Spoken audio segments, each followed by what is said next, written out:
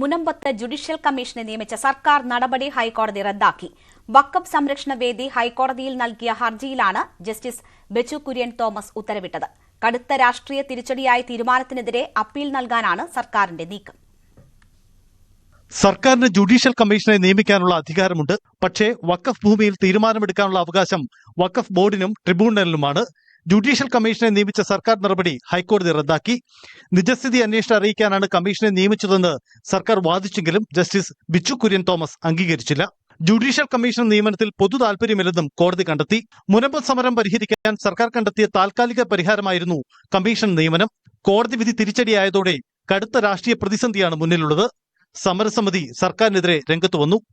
Judicial കമ്മീഷനെ വെക്കാൻ വേണ്ടി ഗവൺമെന്റ് തീരുമാനിച്ചപ്പോൾ മുനമ്പത്തെ തീരപ്രദേശത്തെ ഭൂസംരക്ഷണ സമിതിയുടെ നേതൃത്വത്തിലുള്ള ജനങ്ങൾ വളരെ ശക്തമായി എതിർക്കുകയാണ് ചെയ്തത്. ജുഡീഷ്യൽ കമ്മീഷന്റെ പ്രവർത്തനത്തിലൂടെ മുനമ്പത്തെ തീരപ്രദേശത്തെ ജനങ്ങൾക്ക് ശാശ്വതമായ പരിഹാരം ലഭിക്കുമെന്ന് മുഖ്യമന്ത്രി തന്ന ഉറപ്പിന്റെ അടിസ്ഥാനത്തിലാണ് ഞങ്ങൾ ആ എതിർപ്പ് മാറ്റി ജുഡീഷ്യൽ കമ്മീഷനുമായി 100% സഹകരിച്ചത്. ഇനി ഞങ്ങൾക്ക് ഒരു സഹകരണമില്ല. കമ്മീഷന്റെ പ്രവർത്തനങ്ങളെല്ലാം കഴിഞ്ഞല്ലോ. ഞങ്ങൾക്ക് ഇനിയും ഈ കോടതി കയറിയിറങ്ങി സുപ്രീം കോടതിയിൽ വരെയും പോകാനായിട്ട് ഞങ്ങൾക്ക് ആവതില്ല. ബന്ധപ്പെട്ടവരിൽ ഹിയറിംഗ് നടത്തി അന്തിമ റിപ്പോർട്ട് നൽകാനിരിക്കെയാണ് ജസ്റ്റിസ് രാമചന്ദ്രൻ നായർ കമ്മീഷന്റെ പ്രവർത്തനം തന്നെ കോടതി റദ്ദാക്കിയത്. തുടർ നടപടി സർക്കാർ തീരുമാനിക്കട്ടെ എന്നതാണ് കമ്മീഷന്റെ നിലപാട്. കമ്മീഷന്റെ നിയമനത്തിനെ ചോദ്യം ചെയ്ത് ഹൈക്കോടതി കേസ് വന്നപ്പോൾ കമ്മീഷൻ തൽക്കാലത്തേക്ക് പ്രവർത്തനം നിർത്തിവെച്ചു. ഇപ്പോൾ കമ്മീഷന്റെ നിയമന സാധ്യത ഇല്ലെന്ന് പറഞ്ഞപ്പോൾ ഇനി കമ്മീഷൻ മുമ്പോട്ട് പോകേണ്ടതില്ല. ഗവൺമെന്റാണ് ഇനി തീരുമാനിക്കട്ടെ. ഗവൺമെന്റ് അപ്പീൽ കൊടുക്കണോ എന്ത് വേണമെന്ന് ഗവൺമെന്റ് തീരുമാനിക്കും. കണ്ടെത്തലുകളൊന്നും നടത്തിയിട്ടില്ല. തെളിവുകളൊക്കെ ശേഖരിച്ചു, കുറെ പേരെ കേട്ടു. പക്ഷേ കമ്മീഷൻ അതിനെക്കുറിച്ച് പഠിച്ച് തീരുമാനങ്ങളും ശുപാർശകളും റെഡിയാക്കി തീർന്നിട്ടില്ലായിരുന്നു. അതെല്ലാം ചെയ്യേണ്ട ആവശ്യം ഇനിയില്ലല്ലോ. കോടതി വിധി ഉണ്ടായ രാഷ്ട്രീയ പ്രതിസന്ധി മറികടക്കാനുള്ള ആലോചനകൾ സർക്കാർ തലത്തിൽ ആരംഭിച്ചു കഴിഞ്ഞു. ഏത് സ്വഭാവത്തിലുള്ള ഭൂമിയാണെങ്കിലും ഇത്രയും കാലമായി താമസിച്ചുകൊണ്ടിരിക്കുന്നവരുടെ അവകാശം സംരക്ഷിക്കപ്പെടുന്നു. അപ്പൊ അത് വെച്ചിട്ട് ഗവൺമെന്റ് ആലോചിച്ച് തീരുമാനമെടുക്കാൻ കഴിയും. ആ സാധ്യതയാണ് ഇപ്പോൾ കോടതി ഇല്ലാതാക്കിയത്. അതുകൊണ്ടാണ് നമ്മൾ അപ്പീൽ പോകാനായിട്ട് ഇപ്പോൾ ആലോചിക്കുന്നത്. ന്യൂസ് 18 കൊച്ചി. മുനമ്പം കമ്മീഷനെതിരായ ഹൈക്കോടതി വിധിയിൽ സർക്കാരിനെതിരെ പ്രതിപക്ഷം. കോടതി വിധിയോടെ സർക്കാരിന്റെ കള്ളക്കളി പുറത്തായെന്ന് വി ഡി സതീശൻ പറഞ്ഞു. കൂടിയാലോചനകളിലൂടെ പരിഹരിക്കാവുന്ന വിഷയത്തെ സർക്കാർ ജാഗ്രതയോടെ കൈകാര്യം ചെയ്തില്ലെന്ന് പി കെ കുഞ്ഞാലിക്കുട്ടി വിമർശിച്ചു. ഹൈക്കോടതി വിധി പിണറായി വിജയന്റെ മുഖത്തേറ്റ പ്രഹരമെന്നായിരുന്നു കെ സുരേന്ദ്രന്റെ പ്രതികരണം. മുനമ്പം കമ്മീഷനെ നിയോഗിച്ചത് പിണറായി വിജയന്റെ മാടമ്പിത്തരമായിരുന്നു എന്ന് പി സി ജോർജും പറഞ്ഞു.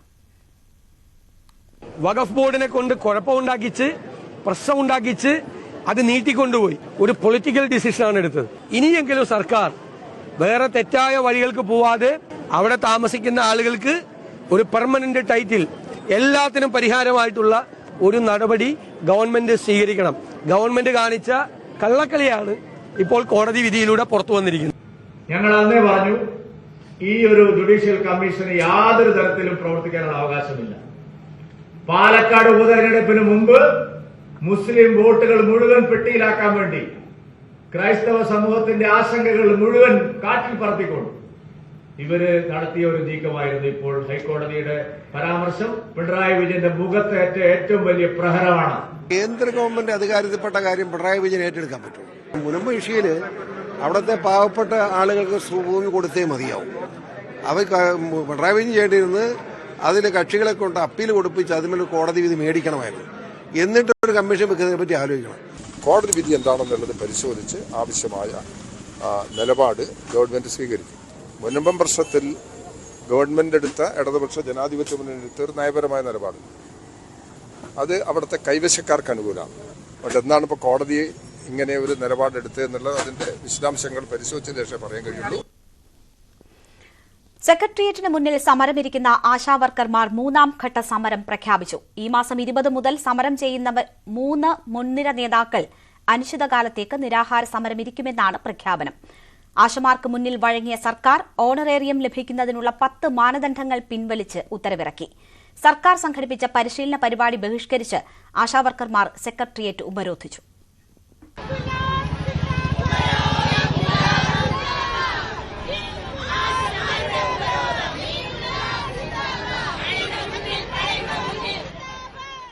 വിവിധ ആവശ്യങ്ങൾ ഉന്നയിച്ചുകൊണ്ട് ആശാവർക്കർമാർ നടത്തുന്ന അനിശ്ചിതകാല സമരത്തിന്റെ 36ാം ദിനത്തിലാണ് സെക്രട്ടേറിയറ്റ് ഉപരോധിച്ചുകൊണ്ടുള്ള പ്രതിഷേധ സംഗമം നടന്നത്.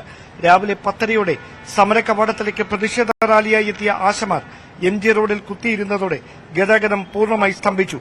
പിന്നെ പൊള്ളുന്ന വെയിലിനെ വകവെക്കാതെയുള്ള സമരാവേശം.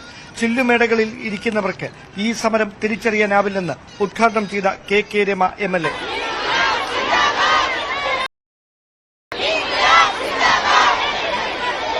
ഒരുപക്ഷെ ഈ കേരളത്തിൽ എന്നല്ല ഇന്ത്യയിൽ പോലും കേട്ടുകേൾവിയില്ലാത്ത ഒരു സമരമാണ്.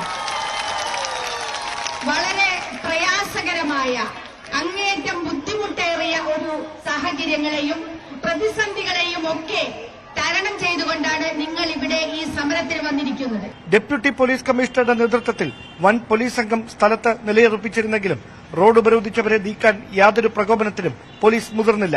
പിന്നാലെ സമരത്തിന് ഐക്യദാർഢ്യം പ്രഖ്യാപിച്ച് പൊമ്പിളൈ ഒരുമ സമര നേതാവ് ഗോമതിയും സമരവേദിയിൽ. ശമ്പളം വർദ്ധിപ്പിക്കണമെന്നാവശ്യപ്പെട്ട് സമരം ചെയ്യുന്നത് അംഗീകരിക്കാനാവില്ലെന്ന മുഖ്യമന്ത്രിയുടെ നിലപാട് മുതലാളിമാരുടേതാണെന്ന് പ്രതിപക്ഷ നേതാവ് VD സതീശൻ. കമ്മ്യൂണിസ്റ്റ് മുഖ്യമന്ത്രിയല്ലേ, ഇന്നലെ അദ്ദേഹം എന്താ പറഞ്ഞത്? സമരം ചെയ്തല്ല നേടിയെടുക്കേണ്ടതെന്ന്.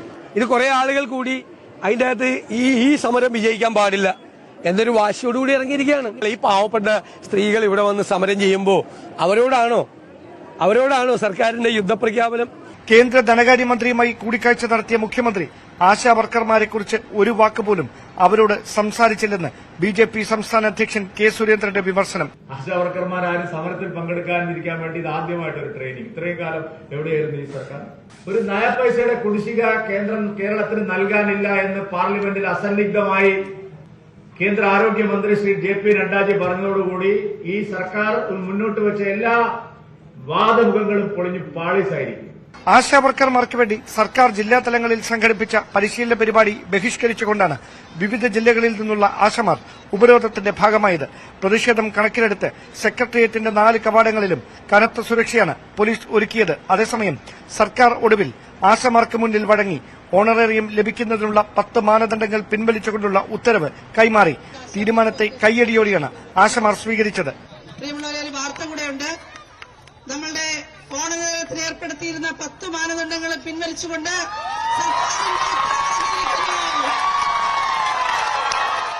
അതിനിടെ ആശമാർ 3ാം ഘട്ട സമരവും പ്രഖ്യാപിച്ചു. ഈ മാസം 20 മുതൽ സമരം ചെയ്യുന്ന 3 മുൻനിര നേതാക്കൾ അനിശ്ചിതകാലത്തേക്ക് നിരാഹാര സമരമിരിക്കുമെന്നാണ് പ്രഖ്യാപനം. പ്രിയ ആശാവർക്കർമാരെ, മാധ്യമ സുഹൃത്തുക്കളെ, നിങ്ങളെ സാക്ഷി നിർത്തിക്കൊണ്ട് ഞങ്ങളത് പ്രഖ്യാപിക്കുകയാണ്. നമ്മൾ വരുന്ന ദിവസം മാർച്ച് 20-ാം തീയതി മുതൽ ഞങ്ങൾ ഈ സെക്രട്ടേറിയറ്റ് നടയിൽ ഈ രാപ്പകൽ സമര കേന്ദ്രത്തിൽ തന്നെ നിരാഹാര സമരത്തിലേക്ക് കടക്കുകയാണ്. ന്യൂസ് 18 തിരുവനന്തപുരം. ആശാവർക്കർമാരെ സ്ഥിരം തൊഴിലാളിയായി സംസ്ഥാനത്തിന് പ്രഖ്യാപിക്കാനാകില്ലെന്ന് ആരോഗ്യമന്ത്രി വീണ ജോർജ്. ആശാ പദ്ധതി കേന്ദ്രാവിഷ്കൃത പദ്ധതിയാണെന്നും മാനദണ്ഡങ്ങളിൽ മാറ്റം വരുത്തരുതെന്ന് കേന്ദ്രം നിർദ്ദേശിച്ചിട്ടുണ്ടെന്നും നിയമസഭയിൽ ആരോഗ്യമന്ത്രി രേഖാമൂലം മറുപടി നൽകി. ഒരു വിഭാഗം ആശമാർ മാത്രമാണ് സമരം നടത്തുന്നതെന്ന് ഇടതുമുന്നണി കൺവീനർ TP രാമകൃഷ്ണൻ. സംസ്ഥാന സർക്കാർ എല്ലാ സഹായവും നൽകിയിട്ടുണ്ട്. എല്ലാ ചെലവും വഹിക്കാൻ സർക്കാരിനാകില്ലെന്നും TP രാമകൃഷ്ണൻ പറഞ്ഞു. ആശാസമരത്തെ അധികാരികൾ അനുഭാവപൂർവ്വം കാണണമെന്ന് ഓർത്തഡോക്സ് സഭ. കേരളത്തിൽ പണിയെടുക്കുന്ന ഇതര സംസ്ഥാന തൊഴിലാളികളുടെ വേതനം നമുക്കറിയാം. അവരെക്കാൾ മോശം സാഹചര്യത്തിലൂടെയാണ് ആശാവർക്കർമാർ കടന്നുപോകുന്നത്. മഹാമാരി കാലത്ത് അവർ ചെയ്ത സേവനങ്ങൾ മലയാളിക്ക് മറക്കാനാകില്ലെന്നും ബെസേലിയോസ് മാർത്തോമ മാത്യൂസ് തൃതീയൻ പറഞ്ഞു. യേശുദാസിനെ ഗുരുവായൂർ ക്ഷേത്രത്തിൽ പ്രവേശിപ്പിക്കണമെന്നാവശ്യപ്പെട്ട് ശിവഗിരി മഠം രംഗത്ത്. കാലം ഇത്രയും മാറിയിട്ടും യേശുദാസിനെ പോലെയുള്ള അതുല്യ കലാകാരന് ക്ഷേത്രത്തിൽ പ്രവേശനം നൽകാത്തത് കാലത്തിനോടും അദ്ദേഹത്തോടും ചെയ്യുന്ന അനീതിയാണെന്ന് ശിവഗിരി മഠം പ്രസിഡന്റ് സ്വാമി സച്ചിദാനന്ദ പറഞ്ഞു. ഗുരുവായൂരിൽ എല്ലാവർക്കും വിശ്വാസമുള്ള എല്ലാവർക്കും പ്രവേശനം കൊടുക്കണം. ഗുരുവായൂരിലും പൂജയിലും ആരാധനയിലും വിശ്വാസമുള്ള ഏതൊരു വ്യക്തിക്കും പ്രവേശനം കൊടുക്കണം. യേശുദാസ് പരം ഭക്തനായ ആളാണ്. ഞാൻ ഗുരുവായൂരിൽ ഒരു ദിവസം പോകുന്നൊക്കെ പ്രാർത്ഥനയൊക്കെ ചൊല്ലിയ ആളല്ലേ. ആചാര പരിഷ്കരണവുമായി ബന്ധപ്പെട്ട് ശിവഗിരി മഠം അടുത്ത മാസം നടത്തുന്ന പ്രക്ഷോഭത്തിലെ പ്രധാന ആവശ്യമായി ഈ വിഷയം മുന്നോട്ട് വയ്ക്കാനാണ് മഠത്തിന്റെ തീരുമാനം. KPCC വേദി പങ്കിട്ടത് വിവാദമായതിനു പിന്നാലെ കർമ്മരംഗത്ത് സജീവമാകാൻ ഉറച്ച് മുൻമന്ത്രി ജി സുധാകരൻ. താൻ പൊതുമരാമത്ത് മന്ത്രിയായിരുന്ന കാലത്ത് നിർമ്മാണം ആരംഭിച്ച ആലപ്പുഴ ജില്ലയിലെ പാലങ്ങൾ സന്ദർശിച്ചുകൊണ്ടാണ് ബദൽ നീക്കം. ഒതുക്കി തീർക്കാനാണ് നീക്കമെങ്കിൽ ഒതുങ്ങില്ലെന്ന സന്ദേശം പങ്കുവച്ചാണ് ജി സുധാകരന്റെ സന്ദർശനം. ടോപ്പിലും ഒരു ബെൽറ്റ് നിൽക്കുന്നുണ്ട്. പാലത്തിന്റെ സ്ട്രക്ചർ മൊത്തം കഴിഞ്ഞു. പാലം നടന്നു പോയിരുന്നു. എല്ലാം വണ്ടിയും നമ്മളെ വണ്ടി പോകുന്നുണ്ട്. ജില്ലയിലെ പ്രബല വിഭാഗം കോൺഗ്രസ് പരിപാടിയിൽ പങ്കെടുത്ത ശേഷം സുധാകരനെതിരെ സൈബർ ആക്രമണം ഉൾപ്പെടെ ഒളിപ്പോർ യുദ്ധം നടത്തുന്നതിനിടയിലാണ് സംസ്ഥാനത്തെ തുടർഭരണത്തിലേക്ക് നയിച്ചത് ഒന്നാം പിണറായി സർക്കാരിന്റെ കാലത്തെ പൊതുമരാമത്ത് വികസന പ്രവർത്തനങ്ങളാണെന്ന് ചൂണ്ടിക്കാണിച്ച് ജി സുധാകരൻ പുതിയ പോർമുഖം തുറക്കുന്നത്. പാർട്ടി സമ്മേളനങ്ങളിൽ നിന്നടക്കം സുധാകരനെ മാറ്റി നിർത്താൻ പൊതുനേതൃത്വം അതീവ ശ്രദ്ധാലുക്കളാകുമ്പോൾ കർമ്മരംഗത്ത് സജീവമാകുന്നതിന്റെ കൂടി ഭാഗമായാണ് ഈ സന്ദർശനങ്ങൾ. തന്റെ കാലത്ത് നടന്ന പൊതുമരാമത്ത് വകുപ്പിന്റെ വികസന പ്രവർത്തനങ്ങളാണ് തുടർഭരണത്തിന് കാരണമായതെന്നത് പാർട്ടി രേഖയാണെന്ന് മുൻ പൊതുമരാമത്ത് മന്ത്രി. വികസനമാണ് ഒന്നാം പിണറായി ഗവൺമെന്റിന്റെ കാലത്തെ അടിസ്ഥാന വികസനങ്ങളാണ്. പിന്നെ ക്ഷേമ പ്രവർത്തനം. രണ്ടാം ഗവൺമെന്റ് വരാൻ കാരണമെന്ന് രേഖയുണ്ടല്ലോ CPM-ന്റെ. ഇനിയിപ്പോൾ അടുത്ത തവണയും വരാൻ ഇതുപോലെയുള്ള കാര്യങ്ങൾ വീണ്ടും പറയാമല്ലോ. അതായത് ഒന്നാം പിണറായി സർക്കാരിന്റെ കാലത്ത് തുടങ്ങി വെച്ച പൊതുമരാമത്ത് അടുത്ത ഗവൺമെന്റ് കൂടി കാണും. കുറെ എണ്ണം അടുത്ത ഗവൺമെന്റ് കൂടി വരും. ഓരോ പാലങ്ങളിലൂടെയുമുള്ള ഈ യാത്ര അവകാശവാദങ്ങൾക്കപ്പുറം ചില രാഷ്ട്രീയ ലക്ഷ്യങ്ങൾ കൂടി മുന്നിൽ കണ്ടുകൊണ്ടാണ്. പാർട്ടിയിൽ പ്രായം മാനദണ്ഡമാക്കിയപ്പോൾ മാറി നിന്ന ജി സുധാകരൻ കർമ്മശേഷിയാണ് മാനദണ്ഡമെന്ന വാദം പരസ്യമായി ഉയർത്തുന്നു. CPM നേതൃത്വത്തിൽ നിന്ന് നിർബന്ധിത വിരമിക്കലിന് വിധേയനാകേണ്ടി വന്ന സുധാകരൻ കഴിഞ്ഞ വർഷം താൻ പങ്കെടുത്ത 1500ഓളം പരിപാടികളുടെ പട്ടിക തന്നെ നിരത്തിയായിരുന്നു ഒഴിവാക്കിയവർക്ക് മറുപടി നൽകിയത്.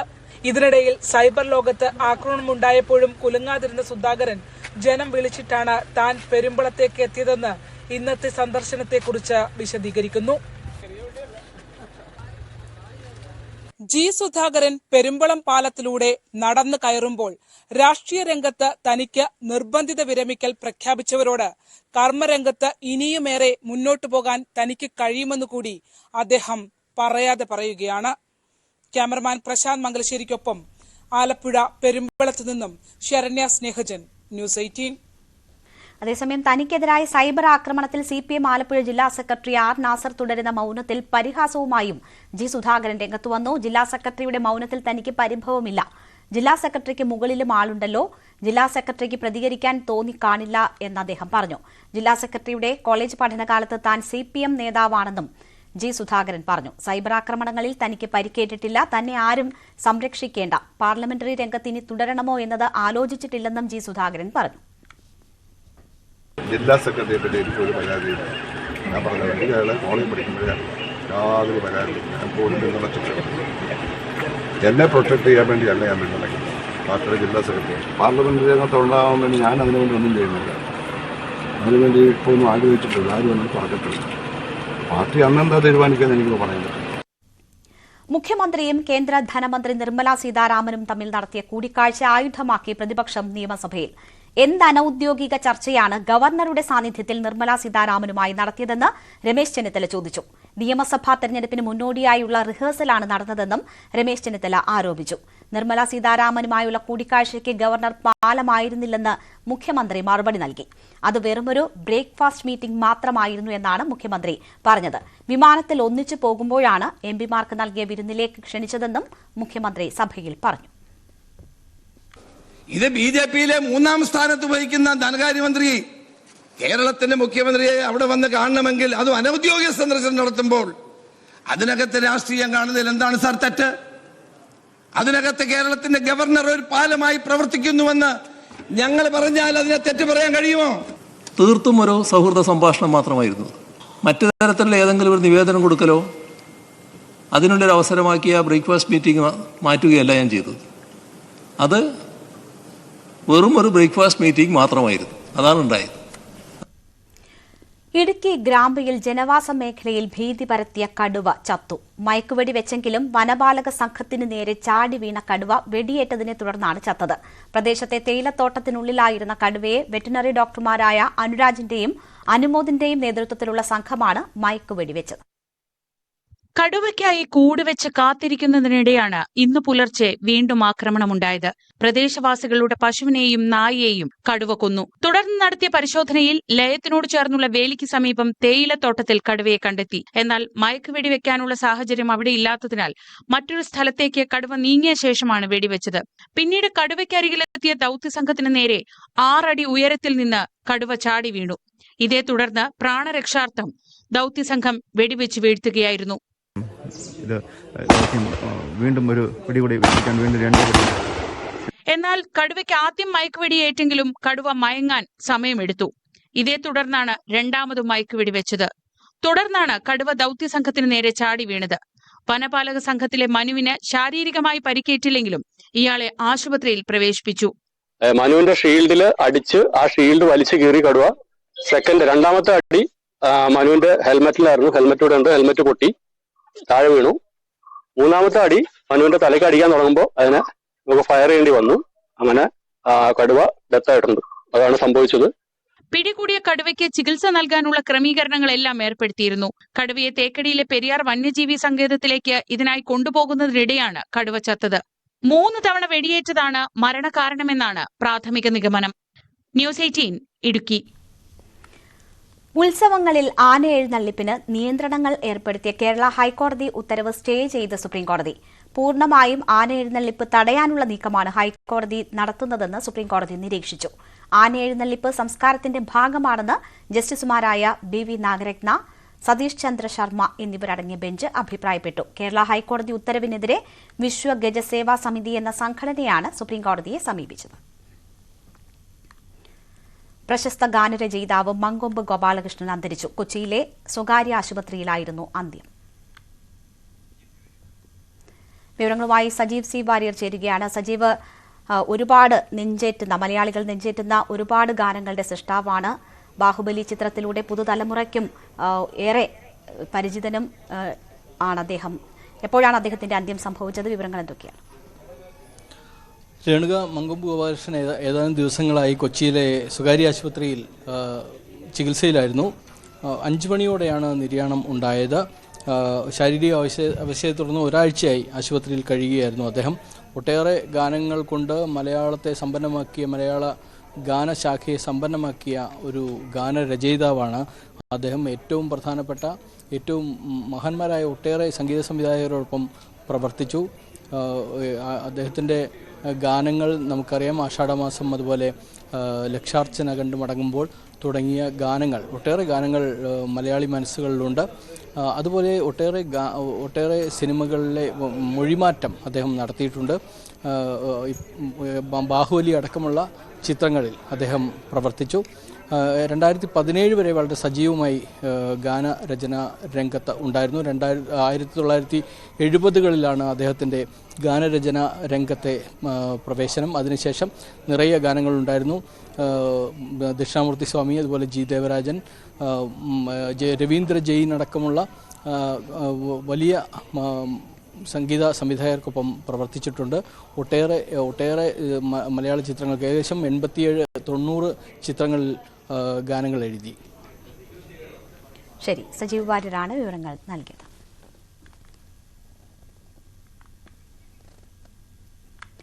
ലഹരി സമൂഹത്തെ ആകെ ബാധിക്കുന്ന പ്രശ്നമെന്നും ഇടത് സർക്കാർ ശക്തമായ നടപടി ഇതിനെതിരെ സ്വീകരിക്കുന്നുണ്ടെന്നും TP രാമകൃഷ്ണൻ. ലഹരിക്കെതിരെ നിലപാടുള്ള പാർട്ടിയാണ് CPM എന്നും TP രാമകൃഷ്ണൻ പറഞ്ഞു. ഈ പരിശ്രമം കൂട്ടായ ശ്രമത്തിന്റെ ഭാഗമായിട്ടാണ് നടക്കേണ്ടത്.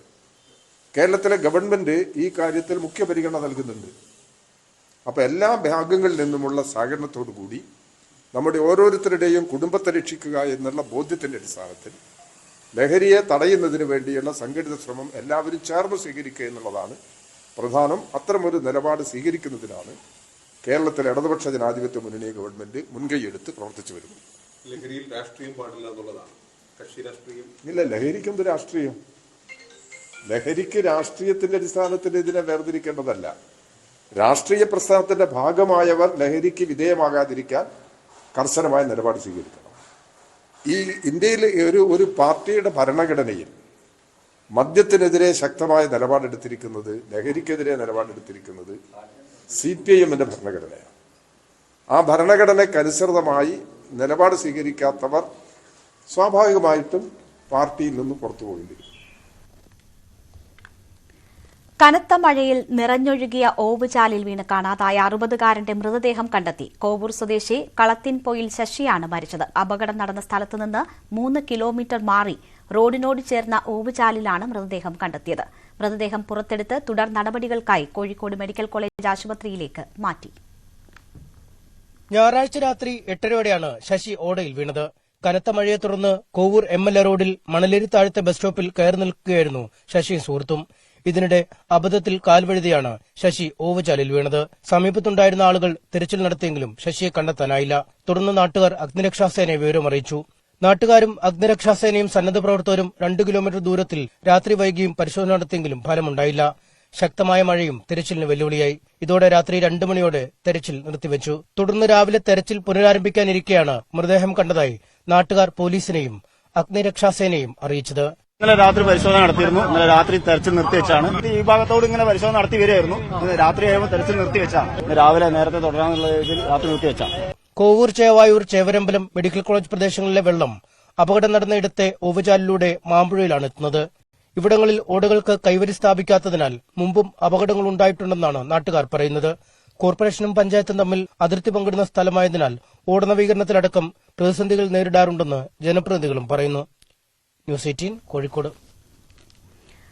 600 കോടിയിലധികം അപഹരിച്ച നിർമ്മൽ കൃഷ്ണ സാമ്പത്തിക തട്ടിപ്പ് കേസ് CBI അന്വേഷിക്കും. ബഡ്സ് ആക്ട് 2019 പ്രകാരം നിർമ്മൽ കൃഷ്ണ നിക്ഷേപക സംരക്ഷണ സമിതി നൽകിയ പരാതിയിലാണ് ഉത്തരവ്. 2017 കാലഘട്ടത്തിലാണ് കേരള തമിഴ്നാട് അതിർത്തിയിലെ പളുകൽ കേന്ദ്രമായി പ്രവർത്തിക്കുന്ന നിർമ്മൽ കൃഷ്ണ ചിട്ടി ഫണ്ട് എന്ന ധനകാര്യ സ്ഥാപനം നിക്ഷേപകരെ പറ്റിച്ച് കടന്നത്. പാറശാല, മാരായമുട്ടം, കുന്നത്തുകാൽ തുടങ്ങിയിടങ്ങളിൽ സ്ഥാപനമുള്ള നിർമ്മൽ കൃഷ്ണ ചിട്ടി ഫണ്ടിന്റെ സാമ്പത്തിക തട്ടിപ്പ് കേരളത്തിലും തമിഴ്നാട്ടിലും കോളിളക്കം സൃഷ്ടിച്ചു. 15,000-ലധികം നിക്ഷേപകരുടെ 600 കോടിയിലധികം രൂപയാണ് തട്ടിപ്പിലൂടെ നഷ്ടമായത്. സംസ്ഥാന സർക്കാർ പ്രത്യേക അന്വേഷണ സംഘത്തെ നിയോഗിച്ച് കേസന്വേഷണം മുന്നോട്ടു പോയെങ്കിലും പരാതിക്കാർക്ക് അനുകൂലമായി അത് മാറിയില്ല. നിർമ്മലിന്റെ സ്വത്തുക്കൾ കണ്ടുകെട്ടാൻ മധുര ഹൈക്കോടതി ഉത്തരവിട്ടെങ്കിലും പ്രതികളുടെ ബന്ധങ്ങൾ വിധിയെ അട്ടിമറിച്ചെന്നാണ് പരാതിക്കാരുടെ ആക്ഷേപം. തുടർന്നാണ് ബഡ്സ് ആക്ട് 2019 പ്രകാരം പരാതിയുമായി നിക്ഷേപക സംരക്ഷണ സമിതി രംഗത്തെത്തിയത്. ഇതിന്റെ ഫലമായാണ് അന്വേഷണം ഇപ്പോൾ CBIക്ക് നൽകിക്കൊണ്ടുള്ള ഉത്തരവ് ഇറങ്ങിയത്. 2017 മുതൽ 2025 വരെയുള്ള ഇടപാടുകൾ, ഹവാല ഇടപാടുകൾ, ബിനാമി സ്വത്തിടപാടുകൾ, കേരളത്തിലും തമിഴ്നാട്ടിലും കേസുകൾ എടുക്കുമ്പോൾ ഉണ്ടായ കാലതാമസം എന്നിവയെല്ലാം അന്വേഷണ പരിധിയിൽ വരുമെന്നാണ് വിവരം. ന്യൂസ് 18 തിരുവനന്തപുരം. ഒരു സ്വപ്ന ലാൻഡിംഗിനുള്ള കാത്തിരിപ്പിലാണ് ലോകം. ബഹിരാകാശത്ത് നിന്ന് സുനിത വില്യംസും ബുച്ച് വിൽമോറും ബുധനാഴ്ച പുലർച്ചെ ഭൂമിയിലെത്തും. കാലാവസ്ഥ അനുകൂലമായതിനാൽ നിശ്ചയിച്ചതിലും നേരത്തെയാണ് മടക്കയാത്ര. ഇന്ത്യൻ സമയം ബുധനാഴ്ച പുലർച്ചെ 3:27 ഫ്ലോറിഡ തീരത്ത് കടലിൽ അവർ ഇറങ്ങും. 9 മാസമായി അന്താരാഷ്ട്ര ബഹിരാകാശ നിലയത്തിൽ തുടരുന്ന സുനിത വില്യംസും ബുച്ച് വിൽമോറും, ഒപ്പം ബഹിരാകാശ സഞ്ചാരികളായ നിക് ഹേഗും അലക്സാണ്ടർ ഗോർബുനോവും. കാലാവസ്ഥയടക്കം പല ഘടകങ്ങളും അനുകൂലമായതോടെ മടക്കയാത്ര നിശ്ചയിച്ചതിലും മണിക്കൂറുകൾ നേരത്തെയാണ്. അന്താരാഷ്ട്ര ബഹിരാകാശ നിലയത്തിൽ ക്രൂട്ടൺ അംഗങ്ങൾക്ക് ചുമതലകൾ കൈമാറി ഹാൻഡ് ഓവർ പ്രക്രിയ പൂർത്തിയാക്കി. ഇതോടെ ക്രൂ 9 മടങ്ങിവരുന്നതിന് ഹാച്ച് ക്ലോഷർ അടക്കം അന്തിമോരുക്കങ്ങൾ ഇന്ത്യൻ സമയം നാളെ രാവിലെ 8:30 ആരംഭിക്കും. അന്താരാഷ്ട്ര ബഹിരാകാശ നിലയത്തിൽ നിന്നും സുനിതയും സംഘവും ഭൂമിയിലേക്ക് എത്തുന്നതിന്റെ തത്സമയ സംരക്ഷണം ഉണ്ടാകുമെന്ന് നാസ അറിയിച്ചു. ചരിത്ര നേട്ടവുമായാണ് സുനിതയുടെയും ബുച്ച് വിൽമോറിന്റെയും മടക്കം. ബോയിംഗ് പേടകത്തിൽ പോയവർ സ്പേസ് എക്സിന്റെ സഹായത്തോടെ മടങ്ങുമ്പോൾ അതും പുതുചരിത്രം. ബഹിരാകാശ ദൗത്യങ്ങൾ വിജയകരമായി പൂർത്തിയാക്കാനുള്ള ശേഷി കൈവരിച്ചെന്ന് സ്പേസ് എക്സിന് അഭിമാനിക്കാം. News desk, news 18. ക്രിക്കറ്റ് സീസണിൽ അൺലിമിറ്റഡ് ഓഫറുകൾ പ്രഖ്യാപിച്ച റിലയൻസ് ജിയോ. നിലവിലെ ഉപഭോക്താക്കൾക്കും പുതിയ ഉപഭോക്താക്കൾക്കുമാണ് എക്സ്ക്ലൂസീവ് ഓഫറുകൾ. 90 ദിവസത്തെ സൗജന്യ ജിയോ ഹോട്ട്സ്റ്റാർ ടിവിയിലും മൊബൈലിലും 4K ക്വാളിറ്റിയിൽ ആസ്വദിക്കാം. ഈ സീസണിലെ എല്ലാ മത്സരങ്ങളും തികച്ചും സൗജന്യമായി കാണാം. ജിയോ സിമ്മും 299 രൂപയ്ക്കോ അതിന് മുകളിലോ ഉള്ള പ്ലാനുമുണ്ടെങ്കിൽ മുമ്പെങ്കും അനുഭവിക്കാത്ത തരത്തിൽ ഉപഭോക്താക്കൾക്ക് ഈ ക്രിക്കറ്റ് സീസൺ ആസ്വദിക്കാം. ഇനി ഇന്നത്തെ സ്വർണം വെള്ളി നിരക്കുകൾ. കവിത ഗോൾഡ് ആൻഡ് ഡയമണ്ട്സ് ഇന്നത്തെ സ്വർണം വെള്ളി നിരക്കുകൾ നിങ്ങൾക്കായി സമർപ്പിക്കുന്നത് Kavitha gold and diamonds. Choose your special. സ്വർണം 22 ക്യാരറ്റ് ഗ്രാമിന് 8,210 രൂപ, പവന് 67,680 രൂപ. സ്വർണം 18 ക്യാരറ്റ് ഗ്രാമിന് 6,775 രൂപ, പവന് 54,200 രൂപ. വെള്ളി ഗ്രാമിന് 111 രൂപ, കിലോയ്ക്ക് 1,11,000 രൂപ. കവിത ഗോൾഡ് ആൻഡ് ഡയമണ്ട്സ് ഇന്നത്തെ സ്വർണം വെള്ളി നിരക്കുകൾ നിങ്ങൾക്കായി സമർപ്പിച്ചത് Kavitha gold and diamonds. Choose your special. Live at 6 പൂർണ്ണമാവുകയാണ്. സകലമാന കേരളത്തിൽ ഹരികൃഷ്ണൻ ചേരും.